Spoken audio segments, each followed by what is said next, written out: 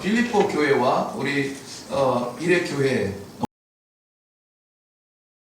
없습니다. 감사한 것은 그 이름들이 어디에 기록이 되어 있다고요? 생명책에 기록이 되어 있다. 근데 오늘 말씀을 좀 살펴보면은 그래요? 이렇게 퀘스천 갸우뚱할 수 있는 그런 내용들도 있습니다. 그런 것들이 더 은혜가 되는 것 같아요. 근데 완전하고 완벽한 사람들의 모습만 성경에 기록이 된다면 우리는 주눅들 수밖에 없어요. 그냥 기죽을 수밖에 없는데 빌립보 교회가 그랬어요. 그러면 우리 일일교회도 그럴 수 있습니다 하고 이렇게 좀 다시 소망을 가질 수 있는 말씀을 주시는 거예요. 오늘은 이 섬김에 대해서 좀 나누려고 합니다. 섬기다라는 뜻은 먼저 이제 복습을 조금 해보면은 가장 중요한 섬김의 그 뜻, 의미는 뭐냐면 예배하다는 거예요. 예배하다. 네.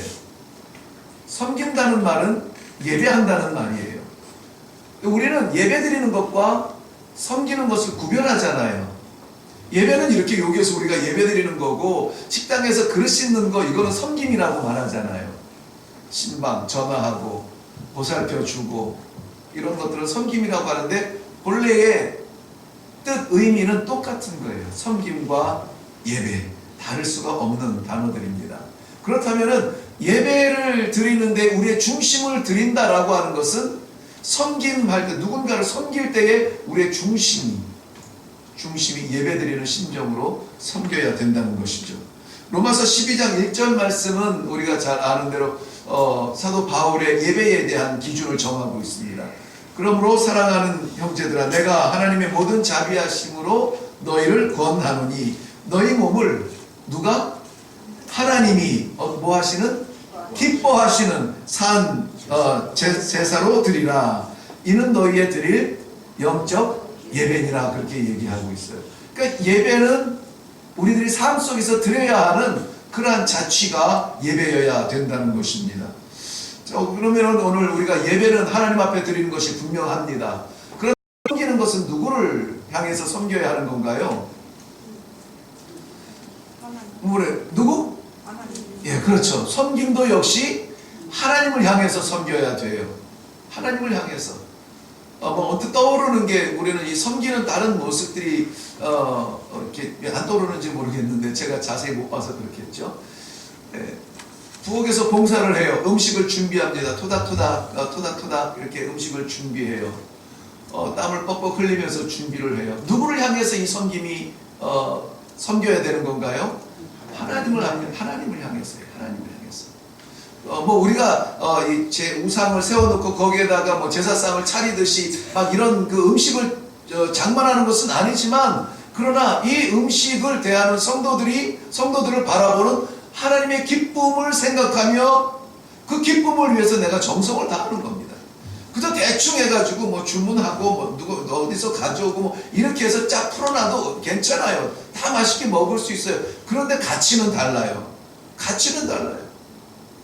우리의 이 식사의 모습, 우리의 이 교제의 모습, 성도들이 애써서 힘써서 봉사하고 이 찬양 예배를 드리면서 올라와서 허기진 배를 채우는 그 모습을 바라보시는 하나님께서 섬기는 자나 그것을 취하는 자나 모두 다가 한 백성이니 그것을 바라보실 때 얼마나 기쁘실까. 그 기쁨으로 그러니까 이게 두닥두닥이 아니라 두닥두닥 경쾌하게 그렇게 섬김이 되는 거예요.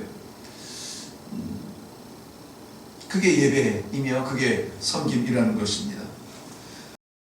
우리의 목적은 섬김의 대상은 하나님밖에 없다고 했습니다. 거기에 이 말을 붙여야 돼요. 오직이라는 말이 붙어야 돼요.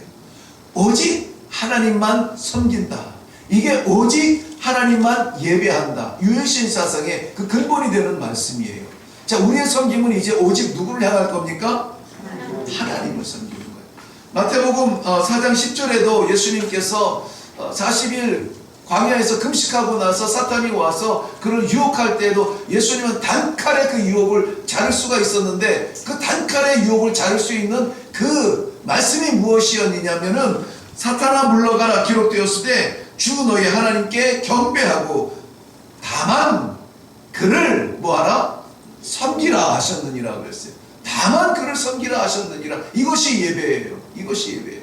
이게 사무엘상 7장 3절 말씀을 인용한 것이기는 하지만은 예수님의 그 공생애에 이제 시작되어서 공생애의 줄기는 이것이었어요. 하나님을 섬기는 길이었어요.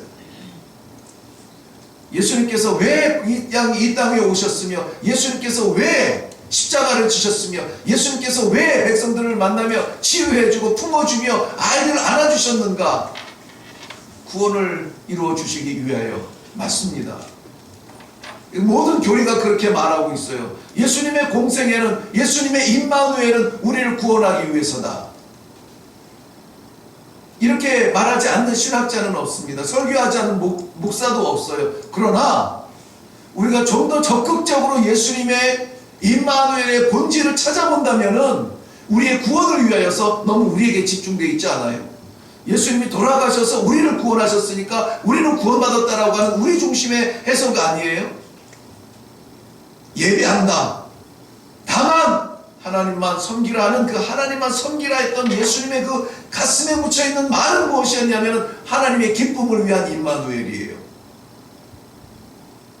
하나님의 기쁨을 위한 섬김이에요. 하나님의 기쁨을 위한 십자가고 하나님의 기쁨을 위한 구원이에요. 이해가 되시나요? 우리의 기쁨을 위해서 구해주신 것도 감사하지만 우리의 기쁨을 바라보시는, 구원을 계획하시고 이루시고 역사하시는 하나님이 보실 때 그러면 그렇지, 그러면 그렇지. 완전한 예수 그리스도의 순종의 그 섬김을 통해서 구원의 역사를 이루셨으니 누가 제일 기뻐할까요? 하나님이 기뻐하시는 거예요. 우리가 기뻐하는 것보다 하나님이 기뻐하시는 거예요. 우리는 구원을 당했지만 하나님은 구원을 이루셨잖아요. 우리의 모든 예배와 섬김은 하나님, 다만 하나님을 주목할 수 있기를 바랍니다. 이게 지금 너무나 이렇게 쉽게 이해가 되지만은요, 얼마나 어려운지 몰라요. 이것이 정말 믿음의 자리에, 믿음으로 우리 색깔이 바뀌기에는 얼마나 힘든지 몰라요. 내가 아니라 하나님이라는 거예요. 내가 아니라 하나님. 내 기쁨이 아니라 하나님의 기쁨. 내 복이 아니라 하나님의 복. 내가 받을 찬송이 아니라 하나님께서 받으실 찬송. 여러분 두렵지 않으세요? 이 말씀을 받기가. 우리의 모든 섬김은 하나님께로만 향해야 돼요. 우리에게로 돌아서는 순간 그것은 오염되는 겁니다. 하나님의 본질의 뜻에서 바뀌는 거예요.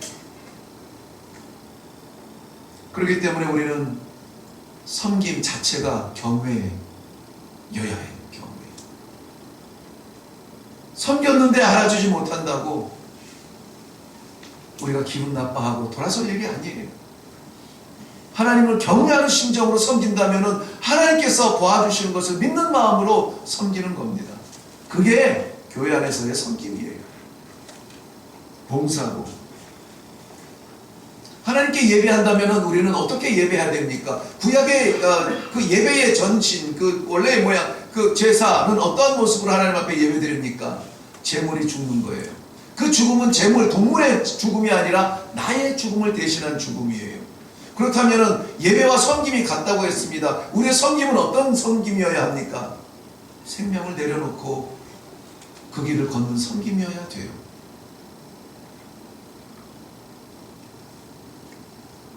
본질적인 이야기를 하는 것은 두려운 일입니다. 근데 본질적인 이야기를 하는 것이 가까이 갈 수가 있어요. 제가 선교사들 그 모임, 그 선교사들 중에서도 리더십들의 모임이었어요. 리더십들의 모임에서 이런저런 사역들을 많이 이야기합니다. 이런저런 사역들에서 막 다 인정을 하고 그래요. 그런데 제가 그때 한참 한 10년쯤 됐을 테니까는 우리 각자의 사역을 내려놔야 합니다. 이제는 이것이 하나님의 백성들의, 하나님의 자녀들의 공동체가 되도록 우리의 이름을 빼고, 예를 들면 제가 교회를 개척을 했어요. 또 옆나라에서도 교회가 개척이 됐어요. 그 옆나라에서도 교회가 개척이 됐어요. 선교지를 아시는 분, 방문하시는 분들은 알겠지만은 선교지에서의 교회는 오로지 선교사만 봅니다. 선교사만 봐요. 왜 기도하는 줄 아세요? 선교사가 하라니까 하는 거예요. 그게 나쁜 게 아니라 순수한 거예요. 순수한 거예요. 신앙이라는 것을 선교사를 통해서 처음 배웠으니까, 하나님이라는 분을 만나는 교량이 선교사니까 교량 끊어지면 하나님 만날 수 없는 줄로 알아요. 그래서 선교사가 집중이 되어져요. 그러니까 선교지의 교회는 선교사의 교회가 되기가 쉬워져요. 저도 그 위험에 있었고요. 그래서 우리의 교회를 내려놓고 이 현지의 교회들이 연합해서 하나가 되도록 하자. 내 교회가 아니라 우리의 교회, 우리의 교회가 아니라 하나님의 교회가 되도록 하자. 이 말을 이제 던졌는데 그것이 이제 조금 오해가 되어졌어요. 그러면서 이제 조금 힘든 그 상황이 있었는데요. 그러면서 결국은 우리가 선교지에서 사역하는 가장 마지막 자리, 생명을 내려놓고라도 우리가 이 사역을 감당하는데 아직 우리 이름 없으면 어떠냐. 우리 이름 없이 교회 이름만 남으면 어떻겠느냐. 그랬는데 생명을 걸고 사역한다는 말이 이미지, 의미상의 말이지 그게 정말 생명을 걸고 붙들 사역이냐.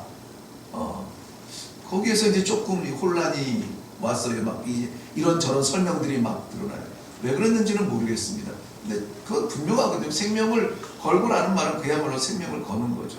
순교자들처럼. 섬김도 그런 거라는 거예요. 우리가 선교사들이 오면은 아이고 참 대단하세요라고 하지만은 선교사들도 그 기준에 못 미치는 이야기를 지금 하고 있어요. 그러면 우리는 어떨까요? 아이고 선교사님 대단하십니다라고 하는 그 높은 기준을 우리가 생각하고 있는데 그들도 못 미친다면 우리는 어떻겠느냐고요. 근데 우리도 여전히 그들이 못한다고 해서 그 차원에 멈추어서는 안 되는 거예요. 우리도 경외해야 되고, 우리도 하나님을 바라보면서 하나님 기준에 맞춰야 되고, 우리도 역시 생명을 걸고 예배를 드려야 되는 거예요. 왜? 제사의 기준이 생명이었습니다. 생명이 죽어서 죄값을 치렀고, 죄값을 치러서 이스라엘 백성들이 살았던 것처럼 예수 그리스도의 생명이 포기되어짐으로 말미암아 죄값이 치러졌고, 죄값이 치러져서 우리가 살았기 때문에 예배는 생명이에요. 근데 예배와 섬김이 같다는 말은 어떤 공식입니까? 섬김도 생명이라는 것이죠. 나머지를 할 수 있는 게 아니라는 거예요. 내가 할 수 있는 것만 하는 게 아니라는 거예요. 하고 싶은 걸 할 수 있는 게 아니라는 거예요. 하고 싶은 것만 한다면 우리가 여기에서 예배가 되겠습니까? 안 되죠. 섬김이 되겠어요? 밥은 한 끼 먹겠습니까? 못 먹죠. 이렇게 정갈한 자리에서 예배 드릴 수 있나요? 못 드립니다. 누군가 자기의 의지를, 뜻을 내려놓고 하나님 기뻐하시는 일이기 때문에 예배 드리는 심정으로 섬기기 때문에 오늘 우리가 예배를 드리는 거예요. 누굴까요, 그들은? 성경에 보면은 아름다운 사랑의 이야기들이 참 많이 나옵니다. 특별히 사랑꾼 하면은 야곱의 사랑, 라헬을 향한 그 사랑을 우리는 잊을 수가 없어요. 라헬을 사랑해서 결혼하기 원했지만 외삼촌은 사기를 쳐서 라헬이 아니라 그 언니 레아를 신부의 그 방에 들여보내죠. 그리고 아침이 되니까는 사랑하는 라헬이 아니라 마음에 뒀던 레아가 더 간 있는 겁니다. 야곱은 어떻게 했습니까? 야곱은 다시 라헬을 얻기 위해서 7년 동안을 또 종으로 봉사를 하게 돼요. 그런데 그 7년을 하루같이 보냈다 그랬습니다. 왜? 라헬을 사랑하기에. 저가 라헬을 사랑함으로 7년을 하루같이 보냈다라고 말합니다. 그러한 사랑의 마음이 우리에게 있어야 돼요. 섬김의 자리에. 여러분, 목사가 목회하는 게 참 좋을 것 같죠? 네. 우리 한 달씩 돌아가면서 목회를 하면 좋을 것 같아요. 한 달씩 많으면 일주일만이라도 진짜로 그대로 좀 해봤으면 좋겠어요.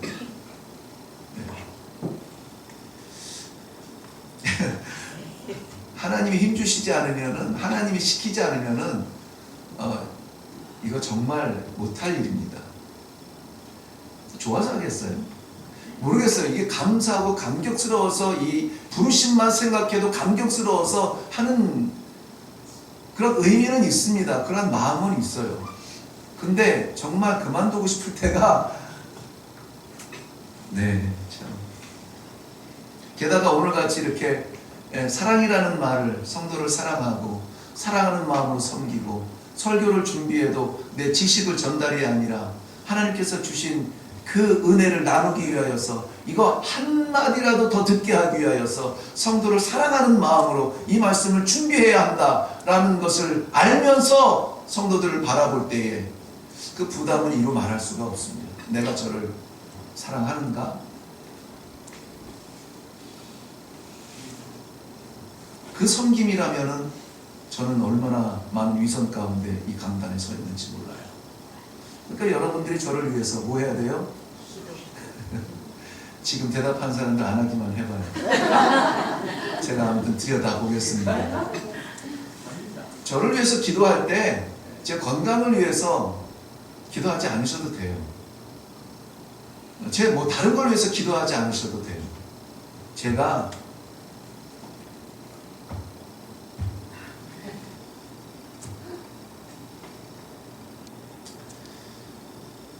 하나님을 놓치지 않도록 기도해 주세요. 하나님을 놓치지 않도록. 지금 여기에서 지금 한 20, 30명 상대하면은요, 하나님이 안 보일 때가 있어요. 표정이 안 좋은데 이게 불편한가? 물을 계속 마시는데 목이 탈이 나나? 하품을 자꾸 하는데 그게 참 있잖아. 내가 내 메시지가 지금 그런 거지 뭐. 설교를 계속 해야 되나? 빨리 끊어버릴까? 이게요. 이게 제정신이 아닙니다. 하나님을 놓치면은요, 목회는 끝내야 돼요. 하나님을 놓치면. 성도는 놓쳐도 돼요. 왜냐하면 여러 군데 목회자들이 많이 있으니까 성도는 놓쳐도 하나님이 어떤 경로를 통해서도 채워줄 수 있어요. 근데 내가 하나님을 놓치면 나는 목회하면 안 되는 거예요. 그러니까 저를 위해서는 그저 이태현 목사만 나오면은 하나님을 상대하게 해주세요. 하나님을 상대하게 하세요. 하나님 놓치지 않게 해주세요. 나는 안 봐도 돼요. 하나님 보게 해주세요. 그게 유일한 부탁입니다. 제가 인격이 좋아서 사랑하겠어요? 하나님이 내 마음에 사랑의 마음을 주셔야 사랑이 돼요. 근데 그거는 정말 제 훈련이 아니라 하나님이 마음을 주시면 그게 되더라고요. 그냥 이뻐요. 그냥 사랑스러워요. 그냥 귀해요. 조건을 따지면은 색깔도 맞춰줘야 되고, 뭐 바람 발어야 되고, 잘해야 되고 하지만 못해도 이쁘고요. 그런 게 막 일어나요. 얼마나 감격스러운 사람이 있어요. 왜? 하나님을 만날 때, 하나님이 나를 만져주실 때, 하나님 섬기듯 우리는 섬김의 자리로 나아가야 됩니다. 잊지 말아야 될 것은 우리 주님을 섬겨야 돼요. 예수님을 섬겨야 됩니다. 왜냐하면 예수님은 우리의 주인이기 때문에 그래요. 예수님 우리 뭐라고 부르죠? 주님 이렇게 하잖아요. 주님 할 때 그 주자가 주인 주자를 쓰거든요. 나의 주인님이시여 이거거든요. 주인님을 섬기는 심정으로 섬기는 거예요. 자꾸 이렇게 뭐라고 해요? 이 땡땡이 치고 자꾸 이렇게 말만 번질게 하고 구석 가서 이렇게 좀 쉬고 막 빠지고 막 좋은 일에만 발싹발싹 나서가지고 저요 하는데 힘든 일에는 뭐 어디가 있어 막 찾아야 되고. 우리 주인님은 하늘에서도 우리를 보실 수 있는, 아니 우리의 심장을 보실 수 있는 그러한 눈을 가지고 계셔서 속일 수가 없습니다. 정확하게 보시는 분이에요. 그래서 우리 예수님을 섬기듯 우리 주인님을 섬기듯 그렇게 우리가 섬길 수 있어야 된다는 것입니다. 이렇게 주님을 섬기면 하나님께서는 약속을 주셨어요. 이렇게 섬기는 자를 향한 하나님의 약속인데요. 어떤 약속이냐면은 나와 함께 한다는 약속이에요. 요한복음 12장 26절 말씀에 사람이 나를 섬기려면 나를 따르라. 나 있는 곳에 나를 섬기는 자도 거기 있으리니 그랬습니다. 사람이 나를 섬기려면 나를 따르라. 이것은 바꾸어서 이렇게 해석을 해도 괜찮아요. 사람이 나를 따르려면 나를 섬겨라. 이 말도 돼요. 왜냐하면 나를 섬기는 그 사람이 나 있는 곳에 나와 함께 있을 것이다 라는 것입니다. 섬기지 않고 그냥 받아만 먹으면 쉽고 편하고 괜찮아요. 그런데 왜 자꾸 교회에서는 목사님들이 왜 이 장로님들이 왜 이 부서장님들이 왜 자꾸 일을 하라고 일저일 맡기냐? 그 자리에 예수님 함께 하시기 위해서, 예수님 계신 그 자리에 우리도 함께 있기 위해서 자꾸 일을 붙이는 거예요. 자꾸 만드는 거예요. 자꾸 섬기도록 격려하고.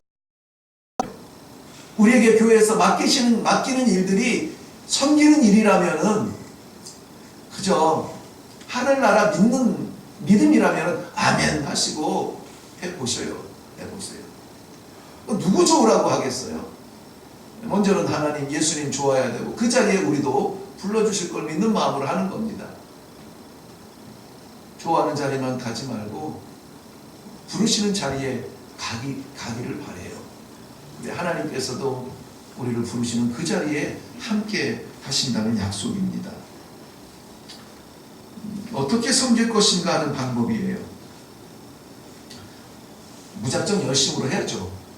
이의에 있습니까? 열심으로 섬기자는데 꼭 열심히 할 거 있어요. 그냥 대충 하면 돼. 이렇게 말할 사람은 없어요. 열심히 해야 됩니다. 그리고 겸손으로 섬겨야 됩니다. 겸손하지 않으면 섬길 수 없죠. 이 두 가지는 너무나 뻔한데 세 번째가 조금 위험해요. 세 번째는 뭐냐면 시험을 견디기까지 섬기라는 거예요. 시험을 견디기까지 섬기라. 여기서 시험은 유혹이라는 말과 같아요. 유혹.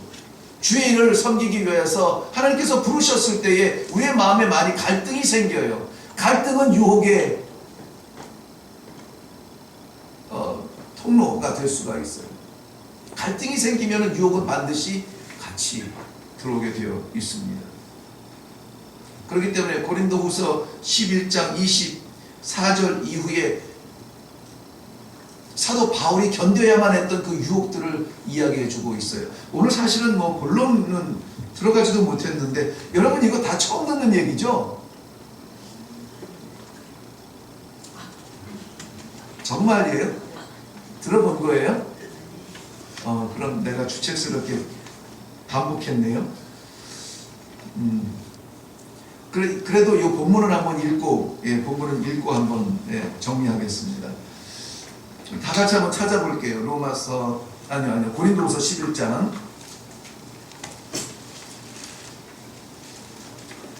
사도 바울이 자기의 사명, 섬김의 사명을 다하기까지 견뎌야 했던 유혹들이에요. 우리가 견뎌야 하는 유혹과 한번 비교를 해보시죠. 고린도후서 11장 24절부터 31절까지.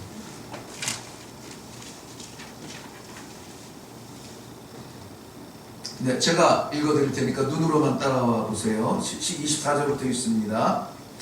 유대인에게 40에서 하나 감한 매를 5번 맞았으며 3번 태장으로 맞고 1번 돌로 맞고 3번 파선하고 일주야를 깊은 바다에서 지냈으며 여러 번 여행하면서 강의 위험과 강도의 위험과 동족의 위험과 이방인의 위험과 시내의 위험과 광야의 위험과 바다의 위험과 거짓 형제 중에 위험을 당하고 또 수고하며 애쓰고 여러 번 자지 못하고 줄이며 목마르고 여러 번 굶고 춥고 헐벗었노라. 이 외의 일은 고사하고 아직도 날마다 내 속에 눌리는 일이 있으니 곧 모든 교회를 위하여 염려하는 것이라. 누가 약하면 내가 약하지 아니하며 누가 실족하게 되면 내가 애타지 아니하더냐. 내가 부득불 자랑할진대 내가 약한 것을 자랑하리라. 주 예수의 아버지 영원히 찬송할 하나님이 내가 거짓말 아니하는 것을 아시느니라.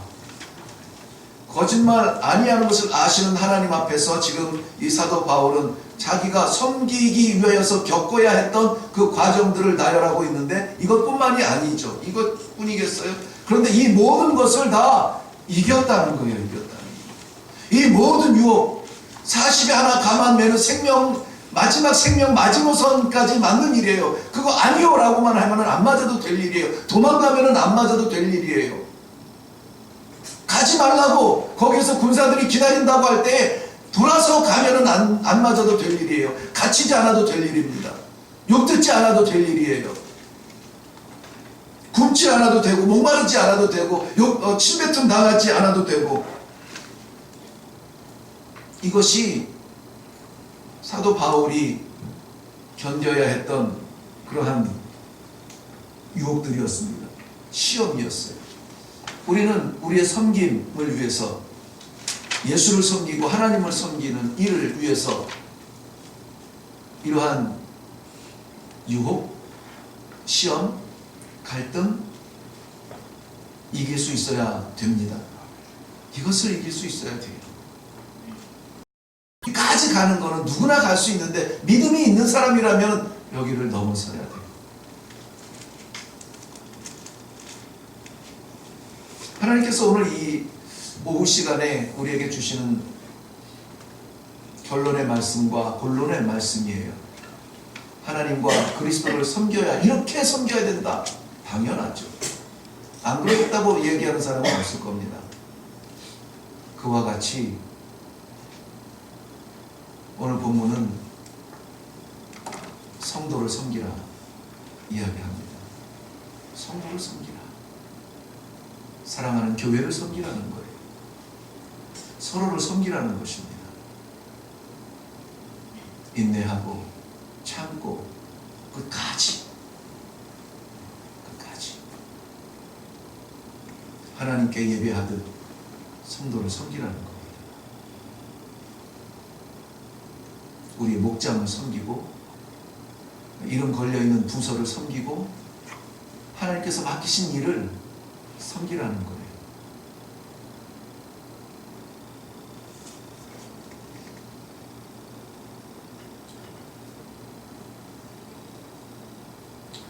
저는 우리 일회교회에 이런 섬김이 관계 속에서가 아니라 하나님의 명령 앞에서 이루어지기를 바랍니다. 설득시켜서 될 일이 아니에요. 하나님이 그렇게 하라고 말씀하신 거예요. 내가 그랬으면 좋겠다는 내 아이디어가 아니에요.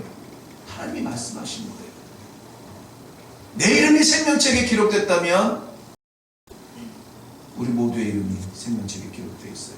심지어는 오늘 이 사도 바울이 이야기하는 그 내용 가운데 유오디아와 순두개를 권하고 있습니다. 권면하고 있어요. 유오디아와 순두개. 빌립보 교회가 어떤 교회입니까? 사도 바울의 자신의 선교 열정을 다 내려놓고 포기하고 하나님께서 건너가라 하신 그 땅에 건너가서 개척한 교회가 이 빌립보 교회예요. 내 꿈을 다 내려놓고 섬김으로 시작한 발자취가 이 빌립보 교회 첫 교회, 유럽의 첫 교회란 말이죠. 그런데 그 첫 교회, 유럽의 첫 교회 빌립보 교회에 이런저런 모양의 성도들이 모이기 시작하는데 여기에 나오는 유오디아와 순두개는 사도 바울의 마음에 가시와 같은 존재들이에요. 이 유오디아와 순두개가 처음부터 그런 건 아니에요. 정말 열심히 많아서 교회 일을 돕는 리더십들이었어요. 지도자들이었어요. 여성 지도자들이에요. 그런데 서로 경쟁이 되고 시기하고 섬김이 자기의 수고로 섬겨지게 되고 하나님의 말씀 앞에 굴복이 아니라 나의 열심이 되다 보니까 자기 의에 추락하게 되는 거예요. 그러니까는 판단하게 돼요. 그러니까는 미움이 싹트게 돼요. 벽이 쌓이게 돼요. 하나님께서 세우라신 교회에 벽이 쌓이게 되는 거예요. 사도 바울은 이렇게 권면합니다. 같은 마음을 품으라. 같은 마음. 여기서 같은 마음은 어떤 마음일까요? 내 마음, 네 마음, 이 사람 마음, 저 사람 마음, 그거 아니고 하나님의 마음, 하나님을 향하는 이 한 마음만 품어라. 형편은 다를 수 있다. 그러나 마음 같아라. 왜? 저도 너처럼 하나님의 생명책에 기록된 이름이라는 거예요. 그걸 인정하라는 겁니다.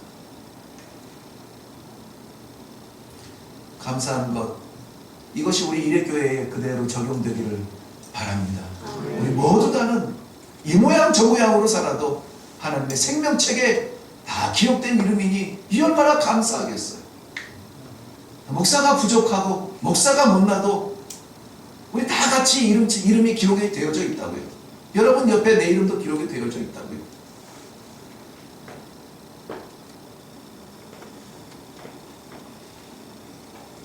하나님께서 우리 이레교회를 바라보실 때 앞으로 미소 지을 수 있는 그런 섬김.